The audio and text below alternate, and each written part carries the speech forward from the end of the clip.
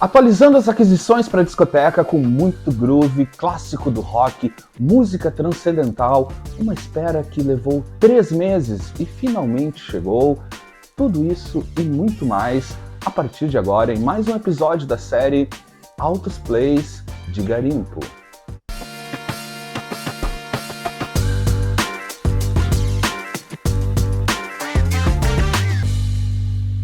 Para quem está chegando agora no canal, o Altos Plays de Garimpo é uma série que eu tenho aqui no Altos Plays, onde eu trago as atualizações, das aquisições mais recentes aqui para minha discoteca, seja em loja física ou online, ou então em feiras, coleções, enfim, onde eu vou garimpando algumas pérolas e vou atualizando então dentro aqui dessa série que chega ao 12º episódio e todos os episódios estão numa playlist, assim como este episódio ficará na playlist do Altos Plays de Garimpo. Então vou dar uma atualizada aqui no que chegou recentemente e foram altas pérolas garimpadas aqui, inclusive uma que foi uma espera de mais de 3 meses para chegar, mas eu explico para vocês quando chegar a hora deste disco. Mas vamos lá, vamos mostrar já as primeiras pérolas aqui que chegaram na discoteca do Altos Plays e começo com um clássico absoluto da história do rock and roll. Tô falando desse discão aqui do Bo Diddley, Have Guitar Will Travel, lançado originalmente em 1960. Essa capa aqui que é maravilhosa, assim como quase todas as capas do Bo Diddley. Eu adoro as capas.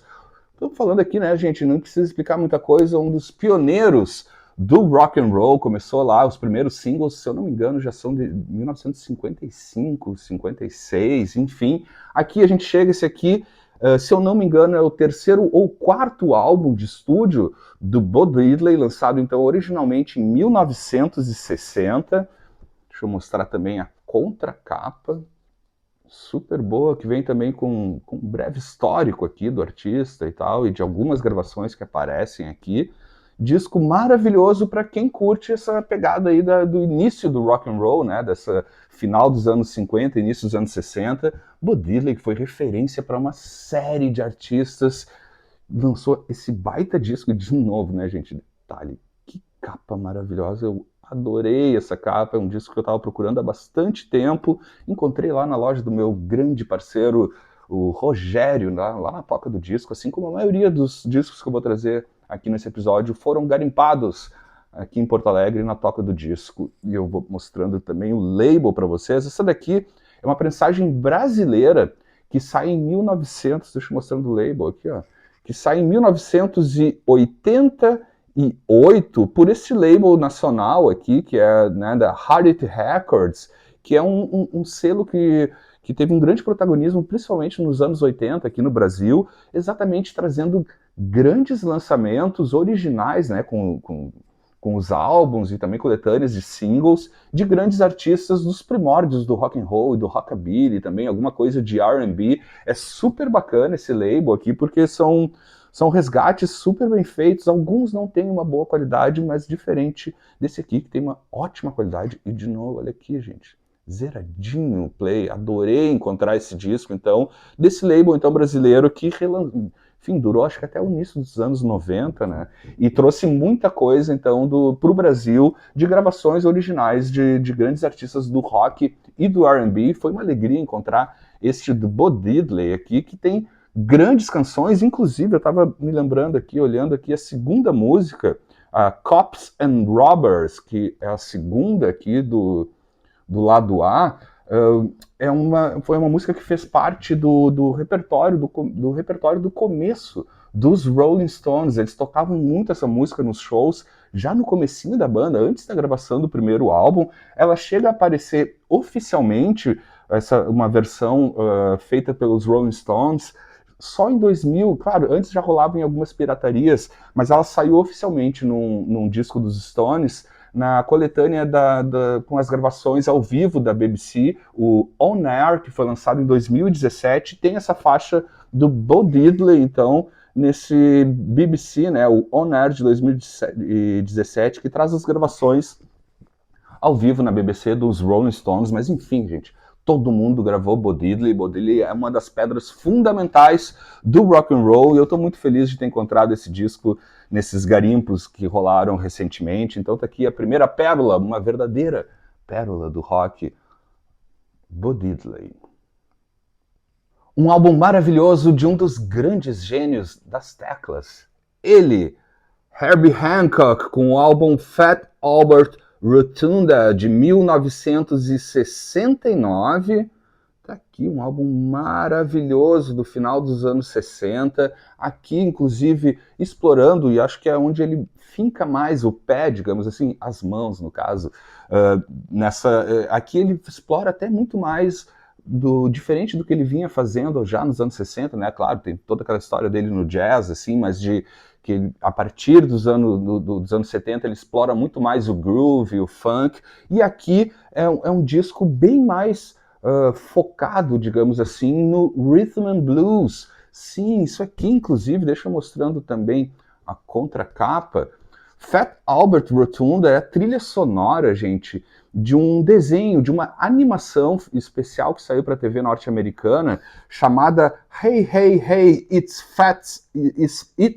Fat Albert, um desenho animado que você pode inclusive encontrar, tem aqui no YouTube para você assistir. Então isso aqui é a trilha sonora desse especial de televisão, né, desse desenho, onde traz o Herbie Hancock com uma galera, uma turminha da pesada, que eu já vou trazer alguns nomes aqui, fazendo então a trilha sonora original, então, para essa animação, que, de novo, recomendo, inclusive, hein? Assistam, tem aqui no YouTube a animação completa para vocês assistirem, e a trilha é composta inteiramente pelo Herbie Hancock, uma pegada, assim, são músicas mais curtas, né, até em função da série, assim, bem diferente do que ele vinha fazendo nos anos 60, e também, logo em sequência aqui, é quase que um espaço entre né, a gente está falando também, obviamente, de 1969, assim, mas tem um pé já nos anos 70 e fincando um pé, inclusive no comecinho dos anos 60, mas da música, da black music norte-americana, principalmente do R&B, tem muita influência do R&B aqui, até pelo formato das canções, assim, das músicas, né, não são canções, são todas instrumentais. Deixa eu mostrar o label, eu já explico também essa série aqui para vocês. Ele sai, essa aqui é uma prensagem, olha aqui, ó, brasileira, tá? Que sai em 1978 aqui no Brasil, pela Warner Bros. Records. Isso aqui, gente, é uma série muito legal que saiu a partir de 1975, 78, durou acho que até 1980, se eu não me engano, que era uma série em parceria com a Atlantic Records chamada That's Jazz, aqui. Tá aqui, ó, o nome, é uma série que trouxe vários discos, infelizmente não é com a capa original, inclusive é maravilhosa, assim, mas enfim, o que vale é o recheio e a qualidade do disco é muito boa. Que essa série, então, aqui, que foi uma curadoria feita pelo Claude Nobs, um grande estudioso do jazz, que lançou vários discos, mas que, enfim, nenhum deles vem com a capa original, são todas nesse formato aqui, mas são verdadeiras pérolas e a qualidade é muito boa. Então aqui nessa parceria, sai pela Warner Bros., mas é uma parceria da Atlantic Records. Deixa eu mostrar também a parte interna aqui, que vem também. Aqui, ó, original, assim, já com aquele desgaste de época, e um cheirinho de sebo de discos, assim, de garimpo, que eu adoro aqui também. E atrás vem também, assim como em toda essa série aqui, eu tenho outros artistas que teve lançamento também para essa série aqui, que traz todo o histórico dele aqui, super bacana e tal. E aqui, de novo, só voltando rapidamente ao disco, assim, recomendo para vocês a audição. Se tu gosta de groove, de quase um pé no funk, mas muito mais R&B, assim, uma banda mais enxuta dele, assim. Aqui nesse disco, por exemplo, olha só, ele inclusive tem uma característica que vai se manter cada vez mais forte dentro da discografia que vem na sequência do Herbie Hancock, que é muito, além do piano acústico, ele usa muito o Wurlitzer, né, o piano elétrico, um Fender Rhodes também, e ele vem muito bem acompanhado. Deixa eu ler alguns dos nomes que aparecem aqui, e tem outro detalhe, esse disco foi gravado pelo grande engenheiro Rudy Van Gelder, no Van Gelder Studios em New Jersey, um dos oásis musicais na história da música, assim, procurem saber Van Gelder, o que foi gravado lá no Van Gelder e pelo próprio Van Gelder, geralmente já tem um selo de qualidade impressionante, assim. E olha a turminha que acompanha ele aqui, né? Além obviamente, do Herbie Hancock, a gente tem o Joey Anderson e o Joe Newman nos sopros, o Buster Williams no baixo, Eric Gale nas guitarras, um time impressionante aqui, com também o Garnet Brown no trombone. É uma trilha maravilhosa, recomendo para vocês não só escutar esse disco, como também assistir aqui no YouTube, tem essa animação lá de 1969, então fica aqui uma super dica para vocês, não só para escutar, mas também para assistir o Herbie Hancock com Fat Albert Rotunda. E seguindo no groove, e não é qualquer groove aqui, vamos com The Miracles, com o álbum The Power of Music, lançado em 1976, banda clássica, né, gente, da Motown, aqui já na fase sem o Smokey Robinson, né, somente eles assinando já não, desde o início dos anos 70, né, só como The Miracles, já sem o Smokey Robinson na banda, um dos pilares, né, gente, da Motown. Inclusive, esse álbum aqui, se eu não me engano, é o último álbum dos Miracles, ainda no guarda-chuva da Motown. Em seguida eles já trocam de gravador, eles vão, se eu não me engano, para Columbia, mas está aqui, deixa uma última grande pérola para a Motown, aqui essa capa, super bacana também. Deixa eu mostrar também a contracapa do álbum, também traz umas fotos super bonitas aqui, bem... Isso aqui já é uma pegada já muito longe, né, do que eles ficaram muito conhecidos, do R&B, assim. Aqui já é aquela grooveira anos 70, né, já com o pé muito mais no funk, né, num groove setentista, assim, com faixas muito longas e tal. Confesso para vocês, não é... na discografia deles não é dos melhores álbuns, assim, algumas pontas para mim ficam meio... Não amarra muito bem, assim, mas de maneira alguma deixa de ser um álbum menor. É um álbum muito bom, tem ótimas canções, parte instrumental maravilhosa, sempre eles com grandes músicos de estúdio e tal. Aqui também não deixa de ser um super disco dos Miracles, e é muito a cara deles dos anos 70, né? Isso aqui a gente está falando de 1976, né? Então já pega aqui, né, uma outra, digamos assim, uma outra escola dentro da história dos próprios Miracles, né? Começaram lá bem cedinho, né? Com um verdadeiro R&B, né? Um pé também na soul music e tal, ao longo dos anos 70, assim como a maioria das bandas, né? Que vieram dos anos 60 e da Motown, vão entrando também na onda do funk dos anos 70, né? Do groove mais pegado, né? De grandes... né, grandes músicos, umas bandas enormes em estúdio, baita disco deles. Deixa eu mostrar o label para vocês. Isso aqui é uma prensagem brasileira que sai também em 1976, ó. Tá aqui o label. Ela sai pela Top Tape aqui no Brasil, né, e originalmente sai pela Tamla Records, né, que era o sublabel da Motown, e aqui no Brasil vários discos da Black Music saíram pelo Top Tape também, o disco inteirinho, tem um baita som esse disco, uma prensagem muito boa aqui dos Miracles. Então tá aqui, né, gente, um super achado, assim. Eu confesso que eu nunca tinha visto esse disco, eu tenho outros já desse período dos Miracles sem o Smokey Robinson, foi uma grata surpresa aqui.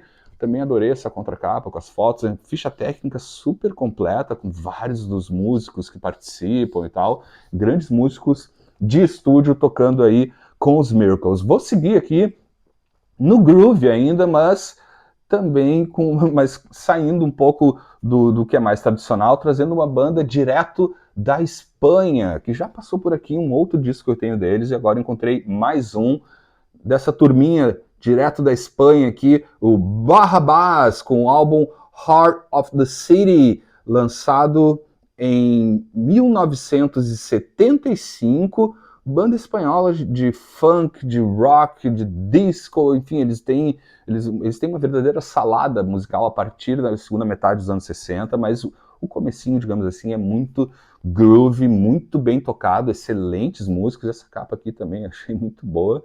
Barrabás, direto da Espanha. Olha a latinha das figuras aqui. Tá aqui então, grooveira de primeira categoria.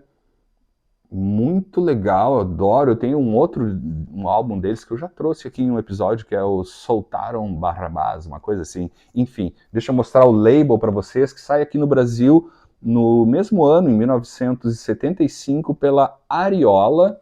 Tá aqui uma prensagem brasileira, na mesma época, então, sai em 75 no mundo inteiro, inclusive aqui no Brasil pela Ariola, uma banda que teve muitos hits nessa época aqui. Esse álbum também, inclusive, eles ficaram até depois muito mais conhecidos pelo que vem na sequência desse álbum. Esse aqui é um dos últimos que dá para ir sem erros, próximos já tem algumas coisas não tão boas assim, mas sempre dá para pescar no garimpo dentro dos próximos álbuns, sempre alguma canção, alguma música muito boa, porque são grandes instrumentistas e sempre pegada groove.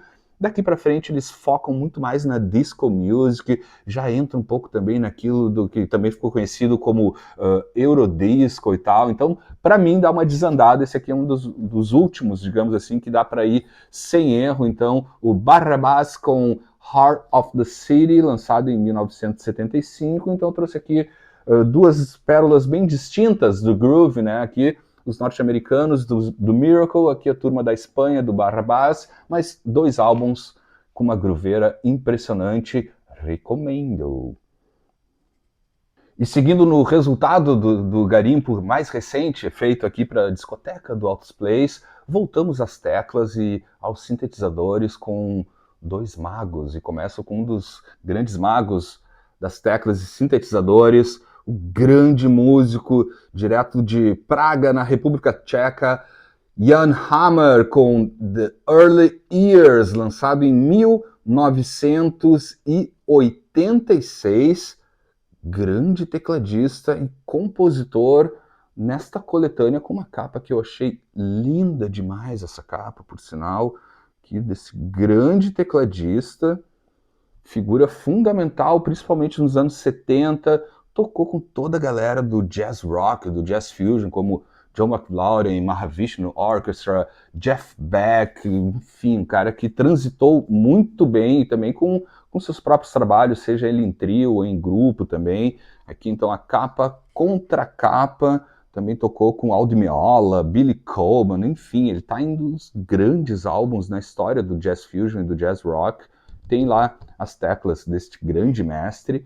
Tá aqui, né, gente, de novo, que capa que eu achei linda, adorei essa capa aqui, uma foto maravilhosa. Esse álbum, então, lançado em 1986, e é muito legal, fiquei muito feliz de achar, porque eu não tenho ainda muita coisa da carreira solo, por exemplo, dele. Eu acabo encontrando ele na minha discoteca em discos de outros artistas. Eu tô atrás de um disco do grupo dele, né, do Jan Hammer Trio, principalmente, tal, mas aqui também foi muito bom encontrar, porque já traz um apanhado da carreira solo e da carreira dele em grupos também. Deixa eu mostrar o label. Isso aqui é uma prensagem nacional, prensagem brasileira, que sai no mesmo ano no mundo inteiro, em 1986, aqui pela Epic Records. Tá aqui então a super coletânea, né, traz seus trabalhos solos entre 74 e 77, e tem umas duas faixas também que são especiais para essa coletânea, lançada então em 1986, que sai aqui no Brasil desse super tecladista,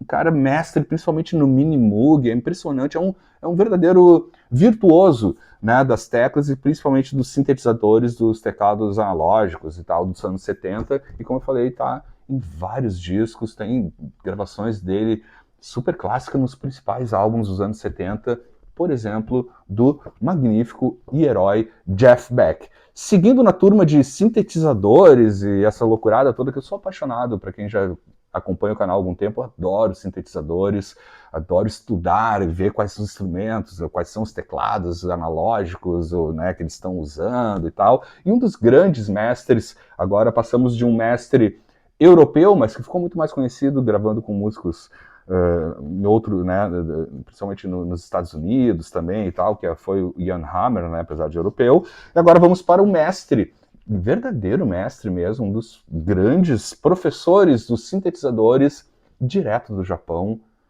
aqui, o Isao Tomita and the Plasma Symphony Orchestra, com o álbum Grand Canyon, de 1982, desse verdadeiro mago dos teclados, né? A gente tem o Rick Wakeman no Ocidente e no Oriente.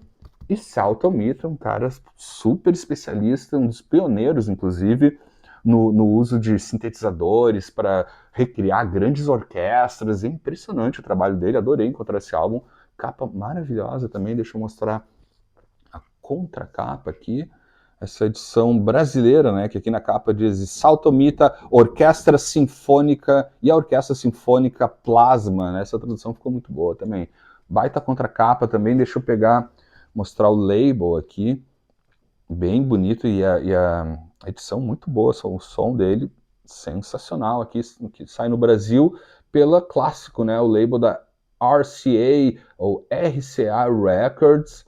Aqui uma aula de sintetizadores, assim, é impressionante. Aqui, inclusive, já é um álbum de transição tecnológica, podemos dizer assim. Ele que explorou durante muito tempo os sintetizadores modulares, né, os analógicos também. Aqui ele já começa a usar e vai isso se tornar uma característica daqui para frente na obra dele, que começa, para mim, já não ficar tão legal assim como esses aqui, nesses trabalhos. Mas aqui ele já começa a usar também sintetizadores digitais e MIDI, né? Então aqui também já é o dos MIDIs digitais, né? Essa transição dos sintetizadores analógicos para os digitais. Tem ainda, obviamente, já é por isso que é de transição, porque ele já começa a experimentar no MIDI também, mas super interessante isso aqui para quem gosta de música instrumental nesse estilo, assim, muita gente chama, né, de New Age, assim, mas enfim, gente, eu gosto muito, eu acho que para mim serve muito como estudo, assim, porque como eu já falei, eu adoro esses equipamentos de sintetizadores e baratos afins. Então ficou aqui, ó, dois grandes mestres em diferentes escolas, mas grandes virtuosos, assim, virtuosos, né, dentro desse tipo de uso, desse tipo de equipamentos, direto do Japão, o Isao Tomita, e direto da República Tcheca, em Praga, o grande Jan Hammer. Então tá aqui duas super dicas e diferentes, mas que de alguma maneira também conversam aqui em mais um belíssimo resultado de garimpo. A gente fala em garimpo. Ha! Agora é hora de colocar o pé no que eu gosto de chamar de capim loucura, né? Que é essa turma do country rock, do southern rock, e trazendo os grandes pioneiros também, né? Dessa turma.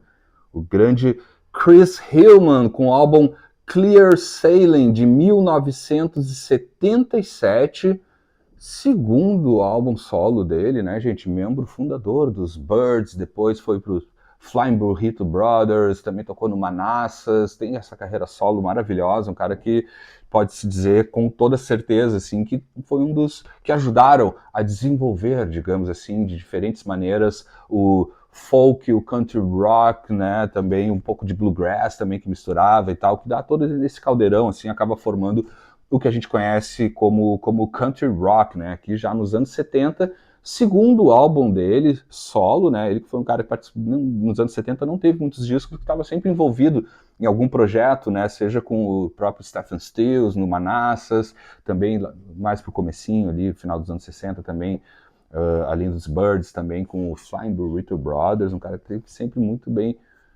envolvido com essa galera, aqui a contracapa, então esse aqui é o segundo álbum solo dele, né, transitando desde sempre. O que a gente vai encontrar aqui é muito desse histórico, digamos assim, do Chris Hillman, né, que nos Byrds era o baixista, mas ele sempre foi um grande fã de bluegrass, da música mais de raiz norte-americana. Então o que a gente vai encontrar nesse disco é uma mistura do resultado, digamos assim, dessa formação musical dele, que vai desde o bluegrass, desde o folk rock, desde o country rock, né, toda essa turma ali, toda essa, digamos assim, essas ramificações que veio também a partir dos Byrds do final dos anos 60, e aqui então ele chega trazendo o seu segundo álbum solo. O primeiro dele sai no ano anterior, em 1976, se eu não me engano. Esse aqui é o segundo, gravando até hoje, até não faz muitos anos que ele lançou um disco maravilhoso que eu não tenho aqui, que está na minha lista de desejos. Deixa eu mostrar o label aqui, um label super tradicional da Califórnia, que gravou muito dessa turma aqui, né? O Asylum, então, aqui, que sai no Brasil, né? Asylum Records sai por esse label aqui, super importante, né? Então, edição nacional que sai no mesmo ano, baita disco, e também tem um detalhe que eu estava estava conferindo na ficha técnica, né, aqui também, que é sempre bom, né, a gente dar uma estudada, né, em alguns nomes, além dos músicos, mas a parte técnica também. Ele traz nesse álbum, deixa eu ver aqui certinho se é exatamente nesse álbum aqui, que é então de 1977, que ele foi originalmente masterizado por um super engenheiro que eu já falei aqui em outros episódios, o Bernie Goodman, na gravação original. Então ele fez a masterização lá em 1977. Agora que eu vi aqui na contracapa, na verdade, isso aqui é a prensagem brasileira de 1978, que sai aqui no Brasil, um ano depois da prensagem original. Então tem ainda esse detalhe técnico, né, dessa masterização pelo grande e genial Bernie Goodman, né, uma lenda dos estúdios, e que torna também, dá sempre, né, sempre bom, quando tem esse nome, tu pode ter certeza que a qualidade da masterização vai ser muito boa, um dos grandes gênios da masterização, na história da música, na masterização de grandes álbuns. E aqui também um super disco, de novo, se tu gosta desse clima aqui, ele também já flerta também, até pelo ano onde ele foi lançado e gravado, né, entre 76 e 77, também além de uma conversa óbvia entre o country rock, o southern rock, um pouco de folk, tem até algumas mais acústicas, baladas lindas, também já tem, digamos assim, alguns temperos do que a gente conhece também como um soft rock dos anos 70 ali, então dessas coisas, desse pop, digamos assim, uma conversa, mas bem curta com o pop e com o soft rock, mas é muito legal. Baita disco, recomendo, se tu gosta dessa praia, pode ir sem erro, que eu tenho certeza que tu vai gostar desse álbum, então, o Clear Sailing, do Chris Hillman. Uma verdadeira deusa, uma rainha magnífica na história da música, na história do jazz, na história da humanidade. Ela, a gigantesca Billie Holiday, com esse álbum The Quintessential de volume 3, disco que traz aí gravações de 1936 e 1937. Essa série super conhecida, né? Vocês certamente que se são garimpeiros já viram, não só da Billie Holiday, mas como outros grandes artistas do jazz. Deixa eu mostrando também a contracapa. Essa aqui é uma série, gente, que sai aqui no Brasil ela sai pela CBS, mas foi curada pela Columbia Jazz. Ela se chama, tá, e sempre vem com esse selo aqui, né? Columbia Jazz Masterpieces, essa série que saiu nos anos 80 no mundo inteiro. E tem um detalhe que também aqui em cima a gente pode ver, aqui diz Digitally Remastered Directly from the Original Analog Tapes, né? Isso aqui, então, né, traduzindo para vocês, né, não precisa muita tradução, mas aqui traz as primeiras masterizações digitais a partir dos tapes analógicos originais. Toda essa série, né, e é super clássica, né, sempre vem com essa borda azul, sempre tem com esse selo aqui de diversos artistas do jazz, e da Billie Holiday não é diferente. Tem um, enfim, aqui a gente está falando do volume 3, eu tenho acho que outros volumes, assim, não sei quantos são, mas o que eu faço, gente? É algo super simples de se encontrar, mas é difícil encontrar em perfeitas condições, como eu encontrei essa edição aqui.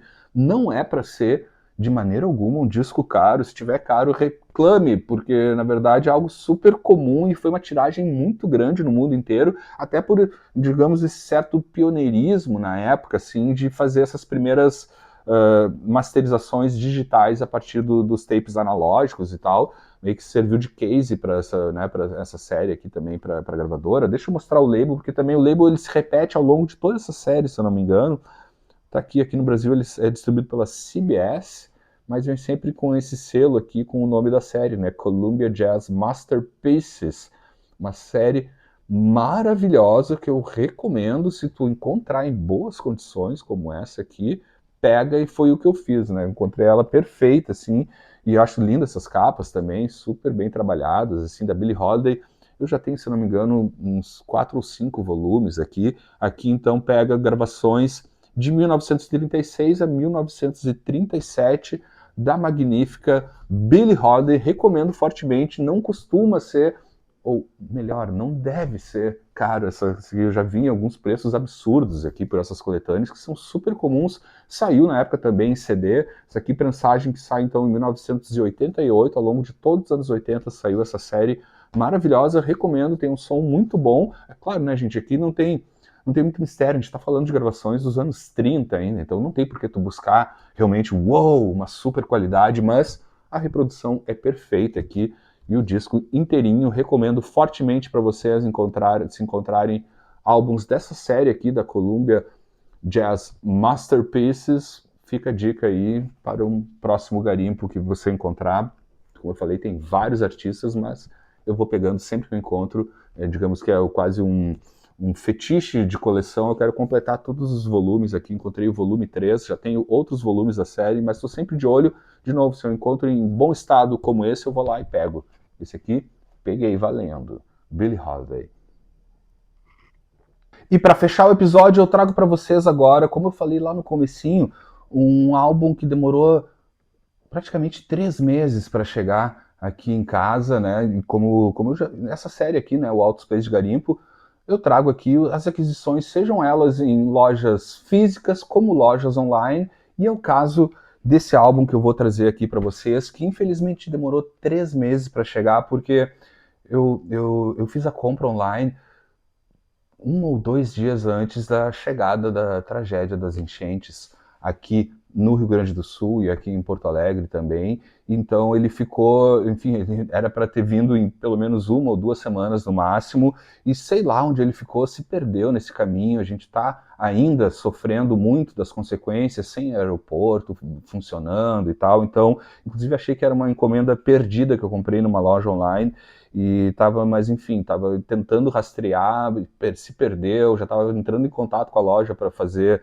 a devolução e tal, mas acabou não rolando, e no fim acabou chegando no final de julho, há poucas semanas acabou chegando. Eu fiz essa encomenda bem no comecinho de maio, então demorou um tempão em função disso, né, gente, em função dessa tragédia, né, que a gente ainda sofre as consequências aqui, principalmente também, entre outras coisas, a questão do transporte de mercadorias e tal. Achei que tinha perdido, mas finalmente chegou e estou muito alegre, e faz até algum sentido também como um alento, depois de tudo isso que a gente passou, esse álbum ter aparecido aqui, finalmente aqui em casa. Olhem que maravilha essa capa e o recheio também, né, gente?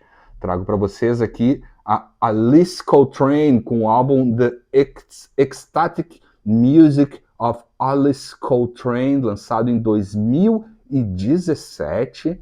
Olhem que capa linda e maravilhosa. Na verdade, ele tem, né, um outro complemento que eu nem arrisquei falar o nome inteiro, porque eu sabia que ia me atrapalhar, né? Mas é o nome, digamos assim, desculpa se eu estiver falando errado, mas é o nome hindu, digamos assim, da Alice Coltrane, que está aqui embaixo, né? Que é Turiya Sang Gitananda. Turiya Sang Gitananda. E aqui, deixa eu também a capa. Toda a arte desse disco é linda demais. Ela é linda e maravilhosa. Alice Coltrane, né, gente, pelo nome já desconfiam, né? Era a esposa, né, viúva do John Coltrane. Super artista, conhecida muito mais também pelo seu trabalho solo também com harpa, né? Também grande pianista, trabalhou obviamente também com o marido. Nessa edição linda e maravilhosa, Gatefold, deixa eu abrir aqui e mostrar ela inteira. Tá aqui essa compilação feita, gente, pelo label. Já mostro o label para vocês aqui, mas deixa eu mostrando.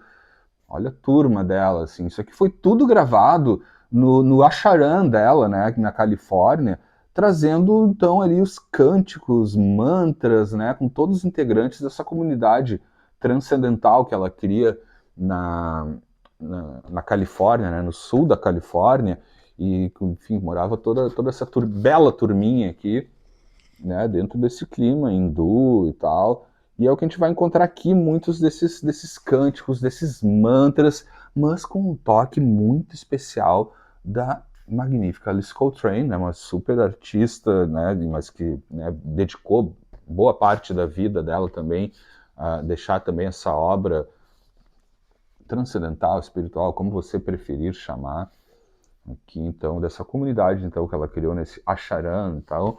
E esse label, ela sai pelo label. Olha que bonito que é o label. Eu vou trazer, é um disco duplo, eu vou trazer só um dos álbuns, porque vai repetir o label, mas num label super importante, né, que é o Luaka Bop, né, criado pelo David Byrne, que resgata, aqui nesse álbum ele resgata gravações, demos, feitas no Acharan, direto no Acharan dela, entre 1982, ele tem um texto super completo, eu não consegui terminar de ler ainda todo aqui, mas está aqui, né? Mas algumas informações são feitas entre 1982 e 1995, e o que ela faz aqui eu achei muito legal, muito interessante. Eu não conhecia esse álbum antes de comprar ele, ter toda essa longa espera. Eu escutei ele nas plataformas de streaming e me apaixonei. Claro, isso aqui é muito específico, né, gente? Não sei se é todo mundo que vai gostar desse tipo de sonoridade.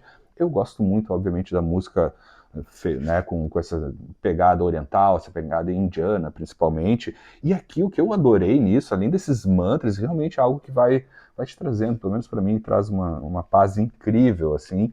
Ela acrescenta ainda dentro desses cânticos, né, desses chants, digamos assim, uh, sintetizadores, né? Tem em poucas músicas ela usa a harpa, né? Mas ela usa também o Wurlitzer e o Fender Rhodes para dar os graves, assim. Então acaba dando um blend muito especial e uma sonoridade super diferenciada dentro deste universo dessa música transcendental. Deixa eu mostrar a parte interna aqui, que é, né, vem um encarte bem, uma folha bem bonita aqui, né, com uma das imagens, né, da propriedade dela no sul da Califórnia, no Acharan, né, que são esses centros, né, onde essa turma se reúne e tal. E aqui vem as letras, que ela vem com a letra original em sânscrito e a tradução. Então é super completo, muito lindo isso, assim, realmente, digamos que acaba sendo um alento, né, como eu falei para vocês, foi um álbum que eu comprei poucos dias antes da tragédia climática aqui no Sul, toda essa enchente que a gente enfrentou e vem enfrentando até hoje as consequências, como, por exemplo, essa questão do transporte de mercadorias. Demorou, enfim, chegou no finalzinho de julho, chegou esse álbum, fiquei super feliz. Recomendo, digamos que isso, eu não acho que é um álbum para todos, assim, né? Mas se tu gosta já desse tipo de som, de uma coisa mais para meditação e tal, isso aqui é um prato cheio, é lindo demais, a qualidade da gravação é muito boa, as informações que tem aqui são super completas, falam direitinho de cada uma das faixas que a gente encontra aqui, né? O que quer dizer cada um desses cânticos, então super achado, super capa, uma das capas mais bonitas, super colorida, assim, o disco com uma qualidade impressionante, como tem que ser para esse tipo de música, né? Porque tem muitos, digamos assim, é uma música mais meditativa, mais para relaxar, então não pode, tem que ser muito bem captado, na minha opinião, esse tipo de gravação. E aqui ainda tem isso que eu achei muito legal, né? De novo, eu já falei aqui, inclusive nesse episódio, que sou muito fã de sintetizadores, e ela explora isso muito bem, usando uns synths em alguns momentos, assim, para trazer junto na voz, junto nas vozes e tal. Super bonito, então fica uma super recomendação se tu quer entrar um pouco mais a fundo nesse universo maravilhoso dessa fase, digamos assim, da Alice Coltrane, né? Ela tem outros álbuns, ela tem outros discos dela aqui, não só em LP como em CD, eu adoro, assim, e aqui é um recorte de uma coisa já mais, muito mais, digamos assim, religiosa, né? Que faz bem para a alma, para os ouvidos, faz muito bem isso aqui. Recomendo, vai, te acalma e ouve uma Alice Coltrane. Então foi isso, gente, mais um episódio da série Altos Plays de Garimpo, onde eu dou essa atualizada nas aquisições mais recentes aqui da discoteca. Deixa nos comentários aí, vou adorar saber quais foram as tuas aquisições e o que tu achou dessa leva mais recente que eu trouxe aqui pro Altos Plays. Foi um prazer estar com vocês, a gente se encontra novamente a qualquer momento em mais um novo episódio aqui em Altos Plays. Até mais.